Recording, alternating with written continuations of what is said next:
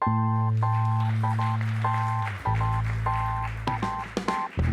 join me in welcoming 2016 NADA Chairman Jeff Carlson.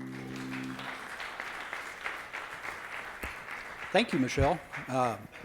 Thank you for those kind remarks. And I would like to thank everybody for the opportunity to be here today in Detroit with the Automotive Press Association at this luncheon.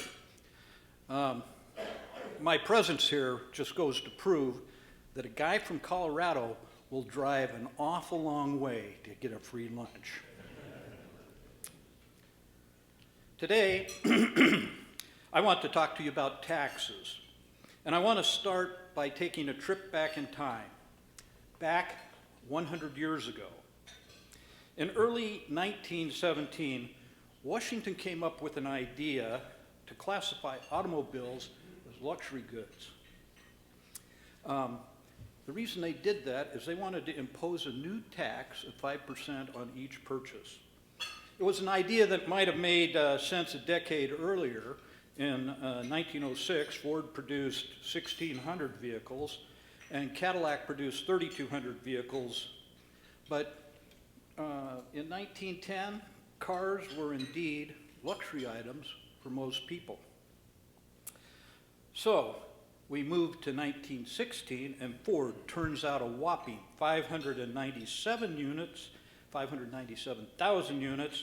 Willys Overland produced 121,000 units, and GM produced 216,000 units. You see, the world had changed. Cars were becoming more affordable, and Americans were buying a lot more of them. But Americans weren't just buying more automobiles. They were becoming increasingly reliant upon them for work, for family, for pleasure, for independence, and for the American dream. A new luxury tax on what was rapidly becoming an essential item would become a big hit to Americans' pocketbook right at the time when they could least afford it. Somebody had to get the message to Washington, and quick.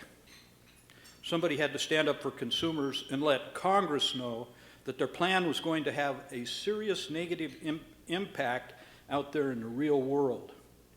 Well, somebody did.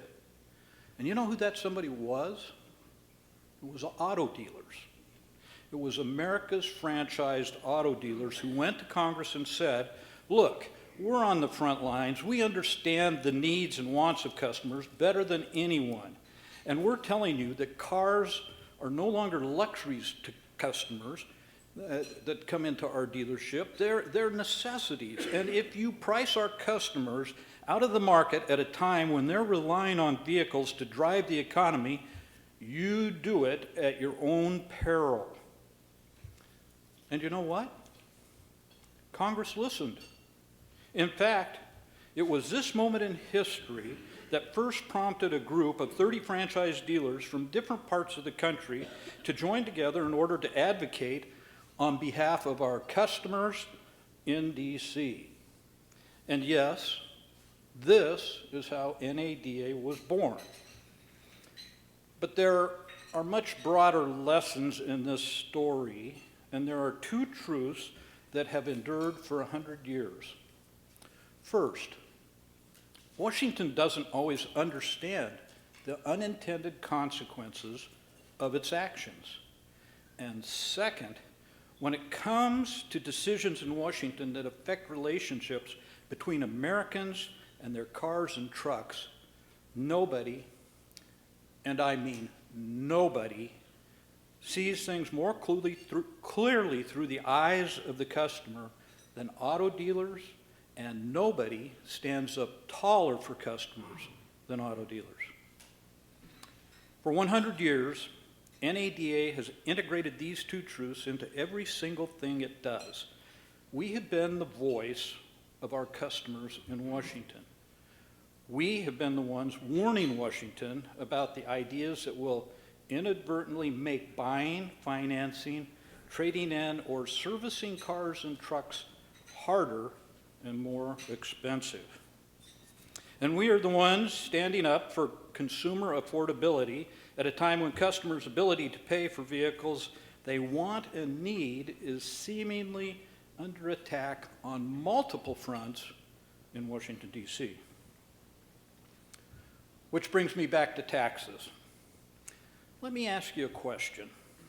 If Washington wanted to implement a policy that added $600 to the cost of financing a new car, what would you call that? Leaving aside what Washington calls it, what would that feel like as a customer? You've just decided on the right car or truck for you or your family. You've gone to a few dealers. You've gotten yourself a great deal. You've lined up your financing, and your dealer looks you squarely in the eye and says, you know, a year ago I could have helped you get better financing and saved you hundreds of dollars, but an agency in Washington told me I can't offer you that savings anymore. Sorry. Do you think that customer feels like they just got taxed? You're darn right they do. What about a policy that would take anywhere from $1,200 to $6,000 out of a customer's pocket when they went to trade in a used vehicle in order to buy a new one? From a customer's point of view, what would that feel like? Well, here's a real world example of what I'm talking about. You have a 2009 Toyota Corolla you want to trade in. You get a good idea of what it's worth, you go to the dealership, and then your dealer tells you this car has an open recall for an irregularity in the lubrication process for the power window master switch that may cause the switch assemblies to malfunction and overheat. Toyota hasn't manufactured a fix yet, and we do not know when it's coming. And although Toyota and the National Highway Transportation Safety Administration have said this vehicle is fine for you or a future owner to continue to drive while you're waiting for that fix, Washington told me that in the meantime, I can't resell it or even wholesale it. That's going to knock $1,044 off the value of your trade-in. Sorry. Sounds to me like Washington just taxed that customer $1,000, doesn't it? How about a policy that would add thousands of dollars to every single new vehicle that every manufacturer makes up and down their entire lineups right out the gate? Imagine you're searching for a vehicle on a modest budget, but finding that Washington has so dramatically increased the requirements for fuel economy in every vehicle that it's caused the price of the car you're looking at to increase by thousands of dollars. So you go to the dealership and your dealer tells you a year ago you'd be looking at a monthly payment of $400. But now you're looking at a payment of $460 or even $500. Sorry. Or what if a new car dealer had to pay hundreds of dollars more at the retail level because Washington thought it was no longer beneficial to consumers to have multiple independent retailers competing with each other for the same customer? Let me give you another real-world example. Say you're looking for a new Honda Accord EX starting at around $27,000. Today, empirical research shows the retail price of that car goes down by as much as $700 because there are multiple Honda dealerships competing with each other to sell you that car. Now imagine if Washington decided that there didn't need to be multiple independent retailers competing fiercely for your business. What if just manufacturers controlled the retailing of their vehicles? Any guess what you'd pay? Retail, right? $27,000. Sorry. I've been in the auto business as a dealer for 37 years, And I can tell you with absolute certainty, dealers are not in the business of telling our customers sorry. This is why NADA is in the business of telling Washington they had better get it right. And getting it right means keeping it affordable. Let me be clear here. We do not oppose the objectives of many in Washington. In fact, at every turn, what NADA has said to leaders in Washington is that we understand your goals, we agree with many of your goals, but we cannot accomplish these goals on the backs of our customers. We agree that financing should be fair, and it is, but we cannot let financing become more expensive when there's a better alternative. So what we continue to tell the Consumer Financial Protection Bureau is that if you really want to address the issue of fair credit risk in auto financing, you should endorse the NADA, NAMAD, AIADA Fair Credit Compliance Program, which fully addresses fair credit risk while preserving the ability of dealers to offer discounted credit to their customers. And we continue to tell Congress, if you would support, and we want you to support, Senate Bill 2663 and help pass legislation, we can rescind the CFPB's auto financing guidance. That legislation passed the House by a veto-proof bipartisan majority of 332 to 96.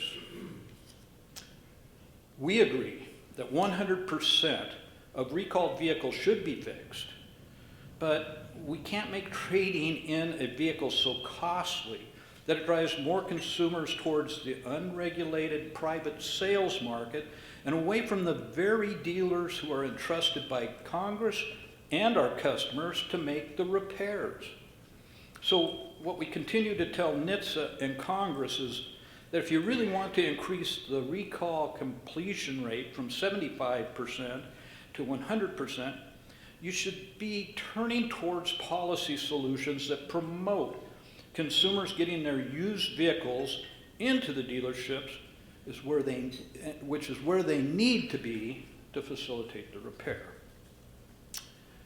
We agree that we should reduce greenhouse gas emissions, but we cannot make new fuel-efficient cars and trucks so expensive that consumers can't afford them.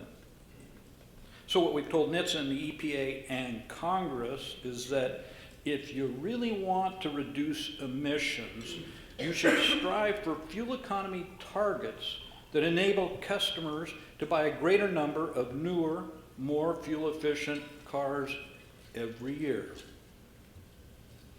And we agree that customers should have the choice when it comes to how they purchase their vehicles.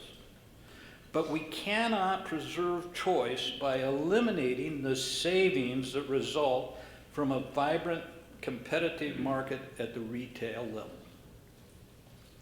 So what we told the Federal Trade Commission and others is that if you really want to promote a healthy auto retail environment where consumers win and regularly save money, you should embrace the franchise dealer network as the best, most efficient, and most pro-consumer way of selling new cars and trucks. I hope to heaven we aren't saying the same thing 100 years from now.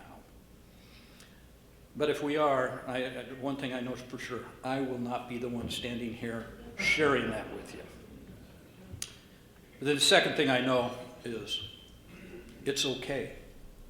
It's okay because at the end of the day, what we're doing is standing up for our customers and helping Washington find a better way to protect our customers, but still get across the policy goal line. You see, dealers are the solution. We're not the problem. I got to tell you, it's worked in the past. It will work in the future. And I believe that if we stay vigilant, we can make it work right now. The reason an organization like NADA can endure for 100 years is because of our history, not only representing dealers, but our customers. 2017 is our 100th anniversary, but what it really is kicking off the next 100 years of auto retail, where local dealerships will continue to compete for our customers' business and will advocate for them in Washington. I believe this is why we all have a reason to celebrate.